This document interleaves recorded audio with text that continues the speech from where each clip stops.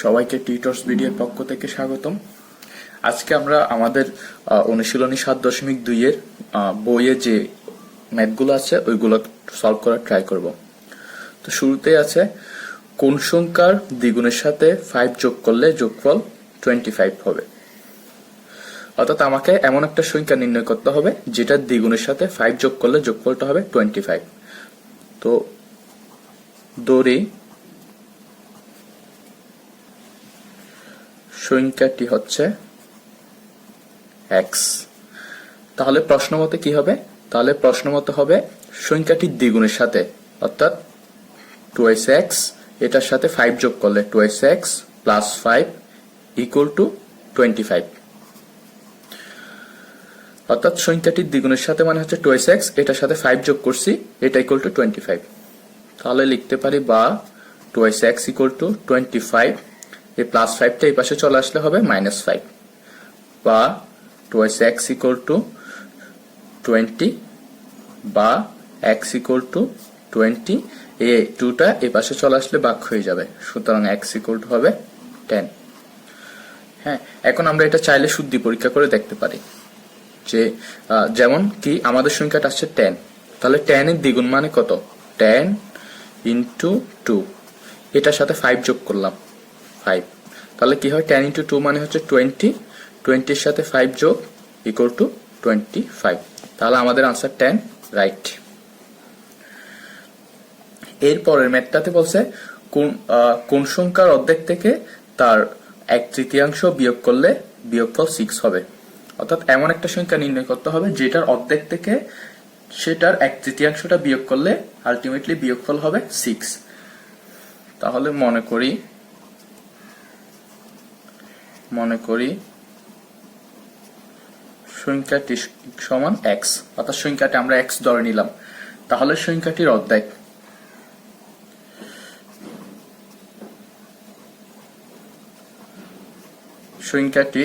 অর্ধেক equal to হচ্ছে কত? x/2। অর্থাৎ এটা এরকম, এটা হচ্ছে আমার x এর হাফ, তাহলে x এর হাফ সমান কি হবে? x/2। এবার সংখ্যাটির 1/3 ইকুয়াল টু হবে কত? x/3। তাহলে প্রশ্ন মতে কি বলছে আমাদের? প্রশ্ন মতে সংখ্যাটির অর্ধেক থেকে অর্থাৎ x/2 থেকে তার 1/3 বিয়োগ করলে -x/3 ইকুয়াল টু কত? বিয়োগফল হবে 6। এখন আমি যদি এখানে লসাগু নিই, লসাগু হচ্ছে 6 কে 2 দিয়ে ভাগ দিলে 3 ইন্টু x মানে হচ্ছে 3x, মাইনাস 6 কে 3 দিয়ে ভাগ দিলে 2 ইন্টু x মানে হচ্ছে 2x ইকুয়াল টু কত আসে? 6। তাহলে 3x minus 2x equal to হচ্ছে x divide by 6 equal to 6। এরপর আমরা যদি আর গুণন করি সরাসরি অর্থাৎ কোনাকুনি গুণ করি, তাহলে x এর মান হবে 6 গুণ 6 ইকুয়াল টু 36। অর্থাৎ সংখ্যাটা কত? সংখ্যাটা হচ্ছে 36। আচ্ছা, এরপরের ম্যাথে কি বলছে? তিনটি ক্রমিক স্বাভাবিক সংখ্যার সমষ্টি 63 হলে সংখ্যা তিনটি বের করো। আচ্ছা, ক্রমিক স্বাভাবিক সংখ্যা বলতে কি বোঝায়? ক্রমিক স্বাভাবিক সংখ্যা হচ্ছে যেমন 1, 2, 3, এগুলো হচ্ছে ক্রমিক স্বাভাবিক সংখ্যা, অথবা 7, 8, 9, এগুলো এরকম থাকলে এগুলোকে কি বলবো? ক্রমিক স্বাভাবিক সংখ্যা। তো আমরা তিনটি ক্রমিক স্বাভাবিক সংখ্যা এরকম হইতে পারে 1, 2, 3 অথবা 7, 8, 9। তো বলছে কি তিনটি ক্রমিক স্বাভাবিক সংখ্যার সমষ্টি 63 হলে সংখ্যা তিনটি বের করো। এখন কোন তিনটি ক্রমিক স্বাভাবিক সংখ্যা বোঝাচ্ছে এটা আমরা জানি না, তাহলে আমরা ধরে নিই প্রথম সংখ্যাটি যদি x হয়, মনে করি ক্রমিক স্বাভাবিক সংখ্যা তিনটি। আচ্ছা, প্রথমটা যদি x হয়, পরটা কত হবে? পরটা হবে x+1, এর পরটা হবে x+2। কেন? কারণ 1 এর পর হচ্ছে 2, অর্থাৎ 1 এর সাথে 1 যোগ হয়। তাহলে প্রথমটা x হলে পরটা হবে x+1, অর্থাৎ 1 যোগ হয়েছে। এরপর সংখ্যাটা 2, অর্থাৎ 1 এর সাথে 2 যোগ হয়ে কত হয়েছে? 3। তাহলে এটা হবে কত? x এর সাথে x+2 যোগ হবে। ঠিক আছে? অর্থাৎ এটা আমি আবার বলি যে প্রথম সংখ্যাটা যত, এর পরটা তার সাথে 1 যোগ করলে পাবো। এরপরটা প্রথম সংখ্যাটার সাথে 2 যোগ করলে পাবো। তাহলে এটা যদি x হয়, এরপরটা আমি 1 যোগ করছি, এরপরটা আমি 2 যোগ করছি। ঠিক আছে, তাহলে ক্রমিক স্বাভাবিক সংখ্যা তিনটি হবে x, x প্লাস 1 এবং x প্লাস 2। এখন প্রশ্ন মতে কি বলছে, ক্রমিক তিনটি স্বাভাবিক সংখ্যার সমষ্টি 63, অর্থাৎ প্রশ্ন মতে x plus 1 plus x plus 2 equal to কত, 63। এখন x x x এই তিনটা x মিলে হবে 4x plus 2 plus 1 equal to হচ্ছে 3 ইকুয়াল টু 63, বা 4x ইকুয়াল টু কি হবে 63, এই প্লাস 3টা এই পাশে চলে গেলে -3, বা 4x ইকুয়াল টু হচ্ছে 60, বা x ইকুয়াল টু হবে 60 ডিভাইডেড বাই 3। তাহলে ভাগ দিলে आंसर আসবে কত, 20। তাহলে x এর মান কত আসলো, 20। অর্থাৎ আমার ক্রমিক স্বাভাবিক সংখ্যা একটা ছিল x, সেটার মান হচ্ছে 20, পাওয়ারটা হচ্ছে x প্লাস 1, সেটার মান হবে 20 প্লাস 1 ইকুয়াল টু 21, এর পরটা হচ্ছে x প্লাস 2, সেটার মান হবে 20 প্লাস 2 ইকুয়াল টু 22। অর্থাৎ আমার ক্রমিক স্বাভাবিক তিনটা সংখ্যা হচ্ছে 20, 21 ও 22। আচ্ছা, আমাদের এই মেতে কি বলছে, একটি খাতা ও একটি কলমের দাম একত্রে 75 টাকা। খাতার দাম 5 টাকা কম ও কলমের দাম যদি 2 টাকা বেশি হয়, খাতার দাম কলমের দামের দ্বিগুণ হতো। খাতা ও কলমের দাম কত? আচ্ছা, আমি মনে করি খাতার দাম ইকুয়াল টু x টাকা, আর কলমের দাম ইকুয়াল টু y টাকা। তাহলে কি বলছে, খাতা ও কলমের দাম একত্রে 75 টাকা। তাহলে কি লেখা যায়, x plus y equal to 75। এটাকে আমি 1 নম্বর সমীকরণ দিই। এরপরে কি বলছে, খাতার দাম 5 টাকা কম ও কলমের দাম 2 টাকা বেশি হলে খাতার দাম কলমের দামের দ্বিগুণ হতো। আচ্ছা, খাতার দাম যদি 5 টাকা কম হয়, 5 টাকা কমে খাতার দাম কত হবে, আগে ছিল x, তাহলে এখন 5 টাকা কমে গেলে এখন খাতার দাম হবে x মাইনাস 5 টাকা। আর কলমের দাম 2 টাকা বাড়লে 2 টাকা বাড়লে কলমের দাম আগে ছিল y, তাহলে এখন কত হবে, y প্লাস 2 টাকা। সেক্ষেত্রে কি হবে, সেক্ষেত্রে খাতার দাম কলমের দামের দ্বিগুণ হতো।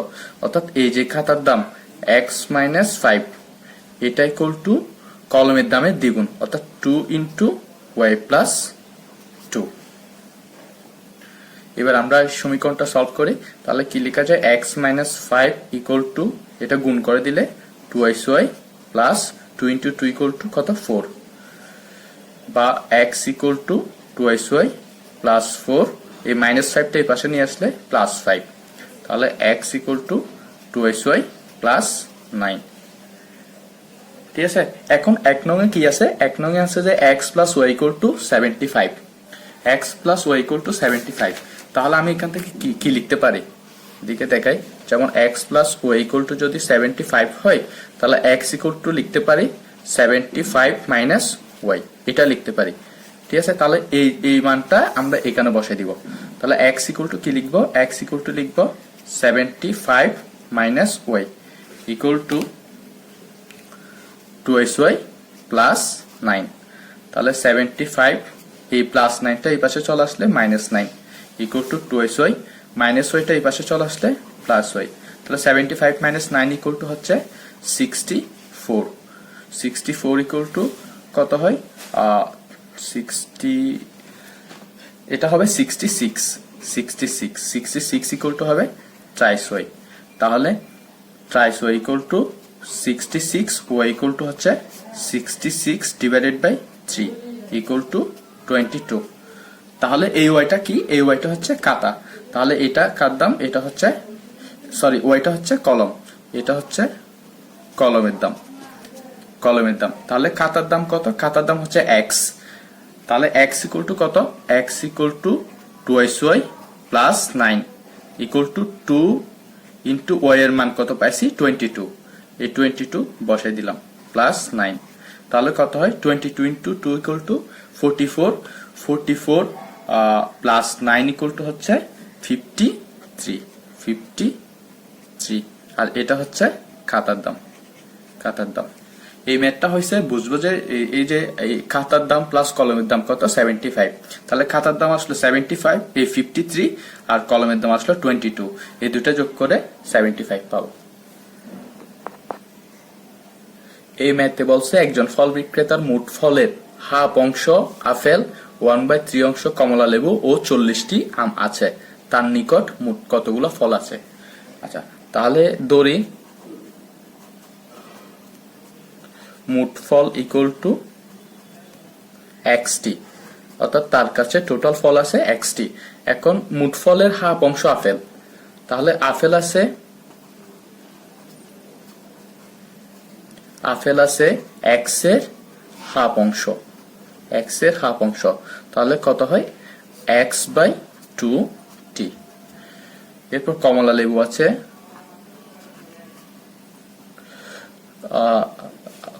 লেবু আছে x এর 1/3 অংশ, তাহলে লেখা যায় x/3t। আর আম আছে 40টি, অর্থাৎ দেখো এখানে আপেল কয়টি, আপেল হচ্ছে x/2t, তারপর কমলা লেবু কত x/3t, আর আম কত 40টি, আর আমরা বলছি কত মোট ফল হচ্ছে xt, অর্থাৎ তার মানে কি এটা প্লাস এটা ইকুয়াল টু x, অর্থাৎ x/2 plus x/3 plus 4t equal to x লেখা যায়। হ্যাঁ, তাহলে আমি যদি এই x টাই পাশে নিয়ে আসি, বা x/2 plus x/3 minus x, আর এটাই পাশে গেলে হবে -40। এরপর আমি লসাগু করি, 3 আর 2 এর লসাগু হচ্ছে 6, তাহলে 6 কে 2 দিয়ে ভাগ দিলে 3 ইন্টু x মানে হচ্ছে 3x, প্লাস 6 কে 3 দিয়ে ভাগ দিলে 2 ইন্টু x মানে হচ্ছে 2x minus 6x equal to -40। ঠিক আছে, তাহলে 6 আর এখানে কত হয় 3x plus 2x equal two 5x থেকে -6x গেলে কত হবে -x ইকুয়াল টু হচ্ছে -40। তাহলে -x ইকুয়াল টু লিখতে পারি আমরা, আর গুণন করে দিই এই কোনাকুনি গুণ, তাহলে -x ইকুয়াল টু লেখা যায় 6 গুণ -40, অর্থাৎ -x ইকুয়াল টু -240। এরপর আমি যদি এই -1 দিয়ে গুণ করি, -x গুণ -1 ইকুয়াল টু -240 গুণ -1, তাহলে x ইকুয়াল টু পাবো 240। ঠিক আছে, তাহলে এটাই হবে আমাদের আনসার, অর্থাৎ আমাদের মোট ফলের পরিমাণ হচ্ছে 240টি। এই ম্যাথে বলছে পিতার বর্তমান বয়স পুত্রের বর্তমান বয়সের 6 গুণ, 5 বছর পর তাদের বয়সের সমষ্টি হবে 45 বছর, পিতা ও পুত্রের বর্তমান বয়স কত। আচ্ছা, ধরি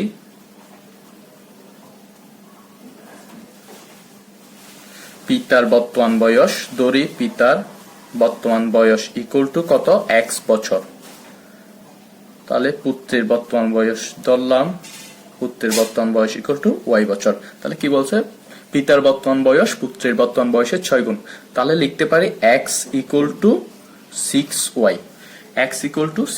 কারণ হচ্ছে পিতার এই বর্তমান বয়সটা পুত্রের বর্তমান বয়সটা 6 গুণ, এটাকে আমি 1 নম্বর ইকুয়েশন দিই। এরপর কি বলছে 5 বছর পর তাদের বয়সের সমষ্টি। আচ্ছা, 5 বছর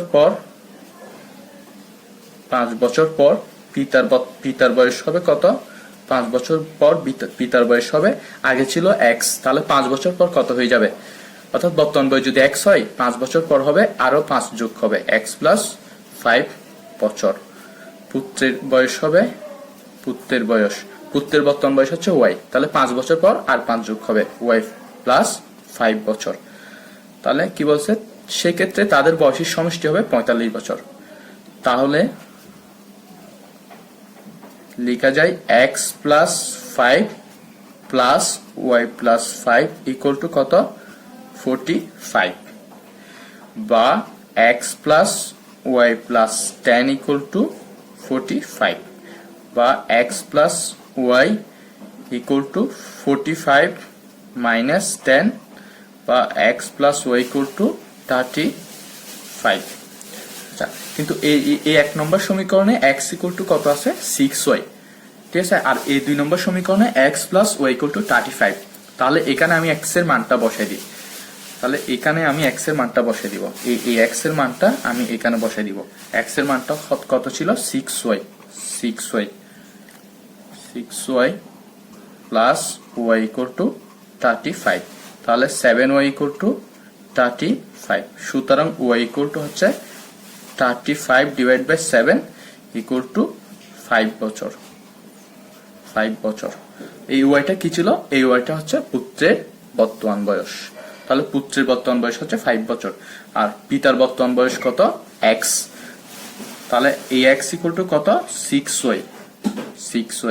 তাহলে 6 গুণ 5, তাহলে 30 বছর। তার মানে পিতার বর্তমান বয়স হচ্ছে 30 বছর আর পুত্রের বর্তমান বয়স y ইকুয়াল টু হচ্ছে 5 বছর। আমাদের এই ম্যাথে বলছে লিজা ও শিকার বয়সের অনুপাত 2:3। তাদের দুইজনের বয়সের সমষ্টি 30 বছর হলে কার বয়স কত? আচ্ছা, এই ক্ষেত্রে আমরা কি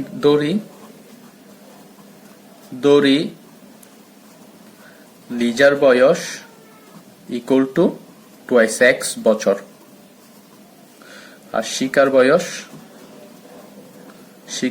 ইকুয়াল টু 3x বছর।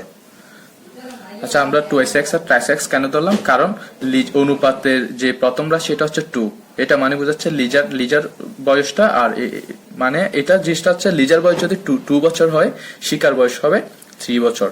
তাহলে লিজার বয়স যদি 2x বছর হয় শিকার বয়স হবে 3x বছর। তখন কি হয় 2x বাই 3x, তাহলে x চলে গেলে আলটিমেটলি এটা হচ্ছে 2/3, অর্থাৎ 2:3। তার মানে আমরা ধরে নিচ্ছি লিজার বয়স 2x বছর, শিকার বয়স 3x বছর। এরপর কি বলছে? তাদের দুইজনের বয়সের সমষ্টি 30 বছর। তাহলে কি হবে 2x plus 3x equal to কি লিখবো 30। তাহলে 2x plus 3x equal to হচ্ছে 5x ইকুয়াল টু 30।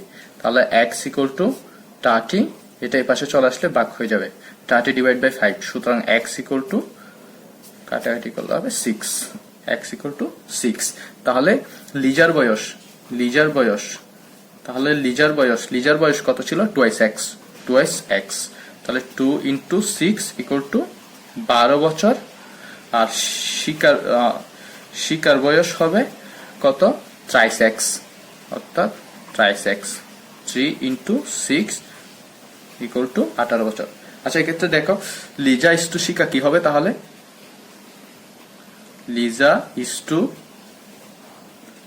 শিকা ইকুয়াল টু কি লেখা যায় 12:18। এটার মানে হচ্ছে কত 2:3, অর্থাৎ 6 দিয়ে ভাগ দিলে এখানে পাবো 2, আর 18কে 6 দিয়ে ভাগ দিলে এটা পাবো 3। তার মানে আমাদের এই ম্যাথটা ঠিক আছে। তার মানে বলা যায় লিজার বয়স হচ্ছে 12 বছর আর শিকার বয়স হচ্ছে 18 বছর। আর এটা ছিল শুদ্ধি পরীক্ষা।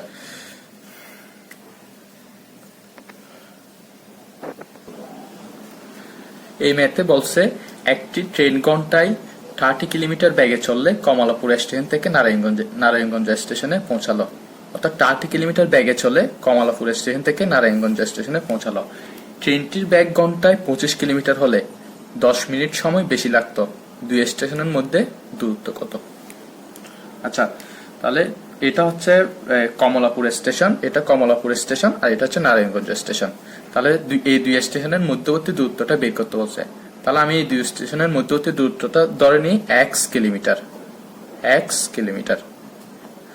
এখন ট্রেনটি ঘন্টায় 30 কিলোমিটার বেগে চলে কমলাপুর স্টেশন থেকে নারায়ণগঞ্জ স্টেশনে পৌঁছালো। অর্থাৎ এই কমলাপুর থেকে নারায়ণগঞ্জ যাওয়ার সময় এর বেগ ছিল ঘন্টায় 30 কিলোমিটার। ঘন্টায় 30 কিলোমিটার মানে হচ্ছে এই 1 ঘন্টায় 30 কিলোমিটার করে যায়। এখন আমরা কি লিখতে পারি? আমরা লিখতে পারি কি 1 ঘন্টা মানে 60 মিনিট। 1 ঘন্টা মানে হচ্ছে কত 60 মিনিট। তাহলে আমি লিখতে পারি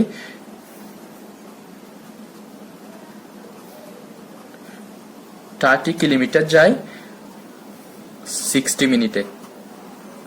30 কিলোমিটার যায় 60 মিনিটে, অর্থাৎ 30 কিলোমিটার যায় 1 ঘন্টা, আর 1 ঘন্টা মানে তো 60 মিনিট, তাহলে আমি লিখতেই পারি 30 কিলোমিটার যায় 60 মিনিটে। তাহলে 1 কিলোমিটার যায় 60 ডিভাইডেড বাই 30 মিনিটে। এখন কমলাপুর থেকে নারায়ণগঞ্জের দূরত্ব কত? x kilometre. সুতরাং x কিলোমিটার যায় 60x ডিভাইডেড বাই 30 মিনিটে।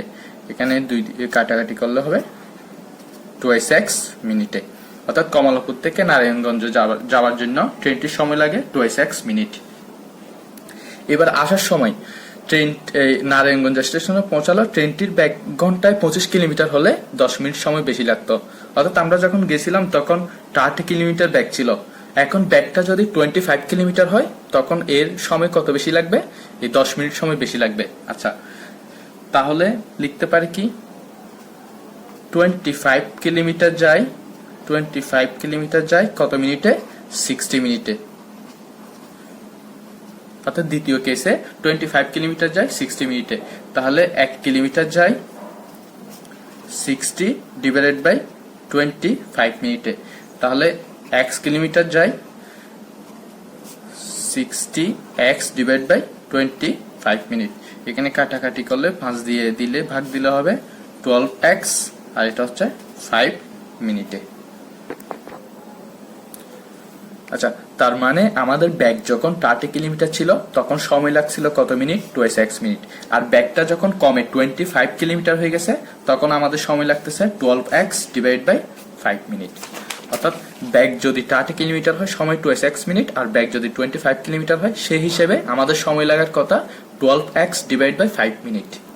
হ্যাঁ, তো আমাদের প্রশ্নে বলছে কি এই ট্রেনটির ব্যাগ ঘন্টায় 25 কিলোমিটার হলে 10 মিনিট সময় বেশি লাগতো। দুই স্টেশনের মধ্যে দূরত্ব কত?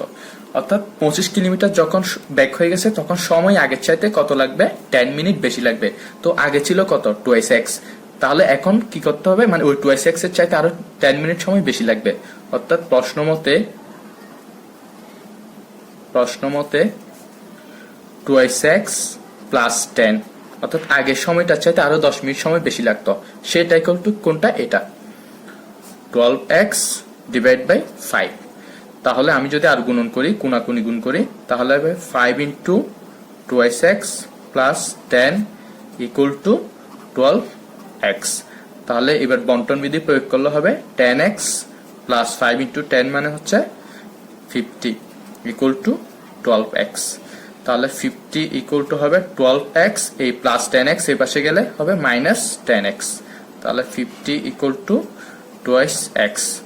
তাহলে 2x equal to 50, x equal to 50, এটা যদি এই পাশে আসে তাহলে ভাগ হয়ে যাবে 2। সুতরাং x ইকুয়াল টু 25 কিলোমিটার। আমাদের এই ম্যাথে বলছে একটি আয়তাকার জমির দৈর্ঘ্য প্রস্থের 3 গুণ, অর্থাৎ দৈর্ঘ্যটা হচ্ছে প্রস্থের 3 গুণ এবং জমিটির পরিসীমা 40 মিটার। তাহলে জমির দৈর্ঘ্য ও প্রস্থ নির্ণয় করো। আচ্ছা, যেমন এরকম একটি আয়তাকার জমি আছে, তাহলে এই জমিটির দৈর্ঘ্য আমরা ধরে নিই এটা হচ্ছে দৈর্ঘ্য, এই দৈর্ঘ্যটা আমি ধরে নিই x মিটার। তাহলে এই দৈর্ঘ্যটা যদি x মিটার হয়, প্রস্থটা x মিটার ধরি, প্রস্থটা হচ্ছে x মিটার, প্রস্থ x মিটার, দৈর্ঘ্য প্রস্থের 3 গুণ। তাহলে প্রস্থ যদি x মিটার হয় দৈর্ঘ্য হবে x এর 3 গুণ। তাহলে দৈর্ঘ্য কত? দৈর্ঘ্য হচ্ছে 3x মিটার। দৈর্ঘ্য কত? 3x metre. হ্যাঁ, তো এই জমিটির পরিসীমা 40 মিটার। তা আমরা কি জানি? আয়তাকার জমির পরিসীমা ইকুয়াল টু 2 ইন্টু দৈর্ঘ্য যোগ প্রস্থ। ঠিক আছে, 2 ইন্টু, এখন দৈর্ঘ্য কত? 3x মিটার, দৈর্ঘ্যের জায়গায় 3x লিখলাম, প্লাস প্রস্থ কত? প্রস্থ হচ্ছে x মিটার, প্রস্থ x লিখলাম। ঠিক আছে, তাহলে এবার বন্টন বিধি প্রয়োগ করলে 2 ইন্টু 3x মানে হচ্ছে 6x প্লাস 2 ইন্টু x হচ্ছে 2x ইকুয়াল টু 8x। এখন প্রশ্ন মতে এই পরিসীমাটা কত? 40 মিটার, অর্থাৎ 8x ইকুয়াল টু কত মিটার? 40 মিটার। তাহলে x ইকুয়াল টু কত হবে? 40, আর 8টাই পাশে আসলে ভাগ হয়ে যাবে 8। তাহলে 40 কে 8 দিয়ে ভাগ দিলে আনসার হবে কত? 5 মিটার। ঠিক আছে, অর্থাৎ x হচ্ছে 5 মিটার। তাহলে এই x টা কি ছিল? এই x টা ছিল প্রস্থ। তাহলে আমি লিখতে পারি প্রস্থ ইকুয়াল টু 5 মিটার। আর দৈর্ঘ্য কত হবে? দৈর্ঘ্য হচ্ছে twice x equal to 3 into 5 equal to 15 metre. হ্যাঁ।